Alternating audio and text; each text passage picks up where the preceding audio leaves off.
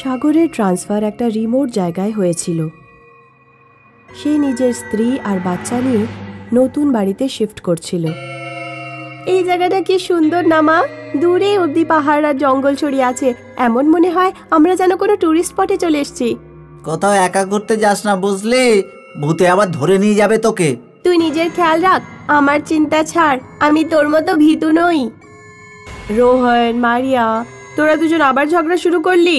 কাল তোমরা নতুন স্কুলে যাবে, তার প্রস্তুতি নাও। গৌরী এতদিন মহানগরে থাকতো আর সেখানকার জীবনে অভ্যস্ত ছিল। ওর সারা বাড়ির কাজকর্ম করার খুব কষ্ট হতো। যদি এখানে কোনো কাজের মেয়ে পেতাম, আমি একা একা কাজ করতে করতে পাগল হয়ে যাব।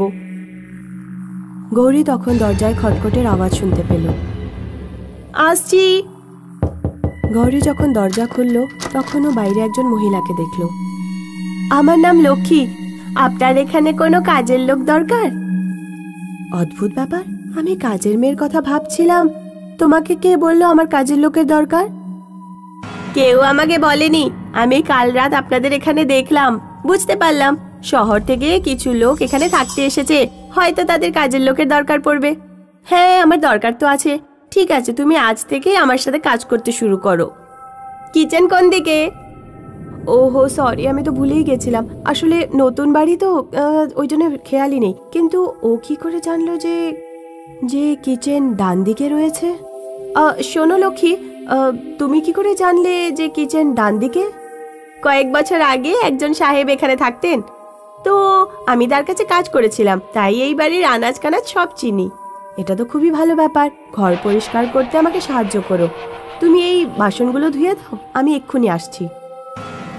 গৌরী 1 মিনিট পর কিচেনে ফিরতেই চোখ কপালে উঠে গেল। লক্ষ্মী সব বাসন মেজে রেখে দিয়েছিল। এত তাড়াতাড়ি তুমি সব বাসন ধুয়ে ফেললে? আমার কাজ করার স্পিড খুব বেশি। রাতে মারিয়া নিজের ঘরের বিছানায় বসে হোমওয়ার্ক করছিল। তখনই একটা রক্ত মাখা ছুরি হঠাৎ মাটিতে পড়ল। মারিয়া বিছানা থেকে নেমে খাটের নিচে তাকায়। খাটের নিচে লক্ষ্মীর লাশ পড়েছিল। মারিয়ার চিৎকার শুনে সাগর আর গৌরী মারিয়ার ঘরের দিকে ছুটে আসে। মারিয়া নিজের ঘরের বাইরেই দাঁড়িয়েছিল। কি হলো মারিয়া, কি হলো? আমার খাটের নিচে কারোর লাশ পড়ে আছে। সাগর আর গৌরী খাটের নিচে দেখে। এখানে তো কিছুই নেই মারিয়া, মনে হয় তুমি নতুন জায়গায় ভয় পেয়েছো। চলো আমার সাথে ঘুমোবে। একদিন রোহন স্কুল থেকে ফিরে দেখলো লক্ষ্মী ছাড়া বাড়িতে আর কেউ নেই। আন্টি, আমার খুব খিদে পেয়েছে, আমাকে একটা অমলেট বানিয়ে দাও না প্লিজ। ঠিক আছে, তুমি তোমার ঘরে যাও, আমি নিয়ে আসছি। রোহন দেখতে পায় মন্ডুহীন লক্ষ্মী নিজের মাথাটা একটা প্লেটে নিয়ে তার ঘরের দিকে আসছে। কিছুক্ষণ পর গৌরী বাজার থেকে ফেরে। রোহন, কোথায় তুমি? চলো শপিং করতে যাব। রোহনের কোনো উত্তর না পেয়ে গৌরী রোহনের ঘরে গেল। রোহন মাটিতে অজ্ঞান হয়ে পড়েছিল, ওর মাথায় চোট লেগেছিল। গৌরী তাড়াতাড়ি রোহনকে গাড়িতে বসিয়ে হসপিটালে নিয়ে যায়। ভয় পাওয়ার কিছু নেই, হয়তো আপনার ছেলে মাটিতে পড়ে গিয়েছিল, তাই মাথায় চোট লেগে গিয়েছিল, একটু কিছুদিনে ঠিক হয়ে যাবে। হে ভগবান, এসব কি হচ্ছে? ওদিকে সাগর ডিউটি থেকে বাড়ি ফেরে। ছেলে মেয়েরা কোথায়? বাচ্চারা বাইরে খেলতে গেছে। সাগর গৌরীকে কোলে তুলে নেয়। অনেকদিন পর বাড়িতে তোমাকে আমি একা পেলাম। সাগর জানতো না যে গৌরীর রূপে আসলে লক্ষ্মী ছিল। আসল গৌরী তখন বাড়ি ফিরছিল, তার সঙ্গে এক মহিলার দেখা হয়। কি হলো? কিছুক্ষণ আগে দেখলাম আপনি আপনার ছেলেকে হাসপাতালে নিয়ে যাচ্ছেন। হ্যাঁ, আমরা কিছুদিন আগেই নতুন বাড়িতে এসেছি। আমাদের বাড়িতে আশ্চর্য সব ঘটনা ঘটছে, বাচ্চারা ভয়ে আছে। আমার ছেলেকে আজ কিভাবে চোট লেগে গেছে। আপনি কি আশেপাশেই থাকেন? হ্যাঁ, ওই সামনের বাড়িটা যেটা দেখছেন না, ওটা আমাদের। আপনার বাড়িতে কে কে আছে? আমি, আমার 2 ছেলে মেয়ে, আমার স্বামী আর একটা কাজের মেয়েকেও রেখেছি আমরা। লক্ষ্মী, হয়তো আপনি ওকে চেনেন। লক্ষ্মী? হ্যাঁ, লক্ষ্মী, যে খুব তাড়াতাড়ি কাজ করে। কিন্তু লক্ষ্মী তো 20 বছর আগেই মারা গেছে। 20 বছর আগে একজন সাহেব এই বাড়িতে থাকতো, তার নিজের স্ত্রীর সাথে প্রায়ই ঝগড়া হতো। লক্ষ্মী ওই সাহেবের ওখানে কাজ করত। লক্ষ্মী সাহেবের প্রেমে পড়ে যায়। ব্যাস, হয়তো সাহেবও লক্ষ্মীকে প্রেম করত। যখন এই কথাটা স্ত্রী জানতে পারলো, তখন সে একদিন লক্ষ্মীকে খুন করে দেয়। লক্ষ্মী গরিব ছিল, তাই তার হয়ে কেউ কথা বলেনি। ওর আত্মা আজও এই বাড়িতে ঘুরে বেড়ায়, যেটাই আপনারা থাকছেন। গৌরী বাড়ির দিকে ছোটে। সাগর আহত অবস্থায় টলতে টলতে বাড়ির বাইরে আসছিল। পালাও এখান থেকে, ভেতরে কোনো পেতনি আছে, ও তোমার রূপ ধরে আছে, ও তোমাকে মেরেই ফেলেছিল। অনেক কষ্টে বেঁচে এসেছি, পালাও এখান থেকে, পালাও। সাগর আর গৌরী ছেলে মেয়েদের নিয়ে ওই বাড়ি থেকে দূরে চলে যায়। যাওয়ার আগে ওরা দরজায় একটা পোস্টার লাগিয়ে যায়। পোস্টারে লেখা ছিল, এই বাড়িতে লক্ষ্মীর আত্মা থাকে, দয়া করে এখানে প্রবেশ করবেন না। কোনো এক সময়ের কথা, একটা গ্রামে বান্টি নামের একজন কৃষক তার স্ত্রী পুষ্পার সাথে থাকতো। এসে গেছো জমি থেকে? আজ তো তোমার জামা কাপড় খুব নোংরা দেখাচ্ছে। হ্যাঁ, আজ জমিতে অনেক কাজ ছিল গিন্নি, তাড়াতাড়ি খাবারটা দাও, ভীষণ ঘুম পাচ্ছে। রাতে যখন বান্টি আর পুষ্পা ঘুমোচ্ছিল, তখন হঠাৎ করে ওরা দরজা ঠকঠক করার আওয়াজ শুনতে পায়। বাইরে কেউ একজন গান করছিল।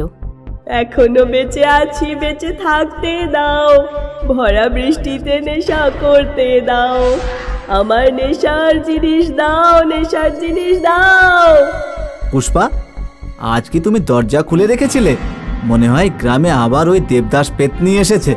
তাড়াতাড়ি যাও, দরজা বন্ধ করে আসো। পুষ্পা উঠে দরজা দেখতে যায়, কিন্তু দরজা আগে থেকেই বন্ধ ছিল। পুষ্পা দরজায় কান লাগিয়ে শোনে। প্রতিবেশীর ঘর থেকে পেতনির ভয়ঙ্কর শব্দ আসছিল। মনে হয় প্রতিবেশী দরজা খুলে রেখেছিল, পেতনি ওদের ঘরেই ঢুকে গেছে। আমি তো বুঝতেই পারছি না যে পেতনির হাত থেকে কিভাবে ছাড়া পাওয়া যাবে। পঞ্চায়েত প্রধান কিছু তো করছেই না। তখন পেতনি হঠাৎ করে বান্টির ঘরের দরজা ঠকঠক করতে লাগলো। দরজা খোলো, নেশার জিনিস দাও, তোমার প্রতিবেশীও দেয়নি, আমি চাইতে আমাকে না করে দিল, আমি ওর গলা কেটে দিয়েছি। এবার তাড়াতাড়ি আয়, আমাকে নেশার জিনিস দে। পুষ্পা, এখন কি হবে? পেতনি তো আমাদের বাড়িতেও এসে গেছে। আপনি ভয় পাবেন না, আমি একটা নেশার বোতল ইমার্জেন্সির জন্য কিনে রেখেছিলাম। পুষ্পা দরজার নিচ দিয়ে নেশার বোতল ঠেলে দেয়, আর পেতনি বোতল নিয়ে চলে যায়। সকালবেলা প্রতিবেশীর বাড়িতে থমথমে পরিবেশ ছিল। পেতনি আমার ছেলে আর বৌমাকে মেরে ফেলেছে, এখন কে এর বিচার করবে? এই শয়তান পেতনি আমার ছেলে আর বৌমাকে মেরে ফেললো। বান্টি আর গ্রামের কিছু লোক গ্রামের পঞ্চায়েতের কাছে গেল। পঞ্চায়েত বাবু, আপনি কিছু করছেন না কেন? আমরা এভাবে কতদিন দেবদাস পেতনির অত্যাচার সহ্য করব বলুন তো? গ্রামের লোকেদের নিজের ঘরে নেশার বোতল রাখতে হয়, আমাদের ঘরে খাবার জিনিস নেই, আমরা নেশার বোতল কি করে আনবো? চিন্তা করো না, আজ রাতে আমরা ওই পেতনিটাকে মেরে ফেলবো। আজ রাত 12টায় সবাই মিলে মশাল নিয়ে গ্রামের চৌমাথায় জমা হবে, বুঝলে?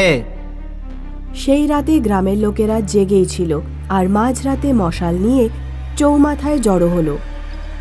জয় হনুমান জ্ঞান গুণ সাগর, জয় হনুমান জ্ঞান গুণ সাগর, হে ভগবান আমাকে রক্ষা করো। এখনো ভূতনি আসেনি, এখান থেকে তোমার প্যান্ট ভিজে হয়ে যাচ্ছে। গ্রামের লোকেরা ভয়ে ভয়ে আকৃতির দিকে এগোতে লাগলো। আরে এটা তো পেটনি না, ও তো গ্রামের নেশাখোর ভোলা। তখনই হঠাৎ করে দূর থেকে একজন মহিলার চিৎকারের আওয়াজ পাওয়া যায়। বাঁচাও, বাঁচাও! গ্রামবাসীরা যেখান থেকে আওয়াজ আসছিল সেদিকে দৌড়ে যেতে লাগলো। পেতনিটা দুজন মহিলার গলা চেপে ধরেছিল। নাচ করে দেখা। আমরা নাচতে পারি না, আমাদের ছেড়ে দাও, ছেড়ে দাও আমাদের। নাচ করে দেখা, নয়তো তোদের গলা টিপে মারবো। আমাদের কি করা উচিত? আমরা কি পুরো ঘরে আগুন লাগিয়ে দেবো? না, ঘরের ভেতর দুজন মহিলাও আছে, যদি আমরা পুরো ঘরে আগুন লাগাই তাহলে ওরা দুজনও মরে যাবে।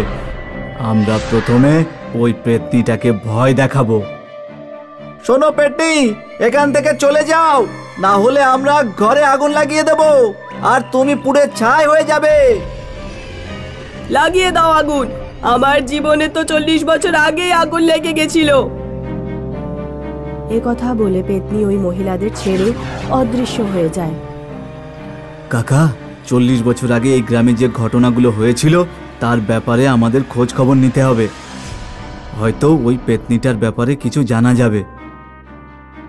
আমাদের গ্রামে কোনো বেশি বয়স্ক মানুষ নেই যে 40 বছর আগের ঘটনার কথা বলতে পারবে। কাকা, আপনি কি জানেন না পাশের গ্রামে 100 বছর বয়সী একজন লোক থাকে, তিনি হয়তো কিছু বলতে পারবেন। বান্টি আর পঞ্চায়েত ওই বয়স্ক মানুষের সাথে দেখা করতে গেল। ওনাকে দেবদাস পেতনির ব্যাপারে সব কথা জানানো হলো। দেবদাস পেতনি? হ্যাঁ, আমার মনে পড়েছে। 40 বছর আগের কথা। গ্রামে শ্যামদাস নায়ের একজন বিরাট বড় জমিদার বাস করত।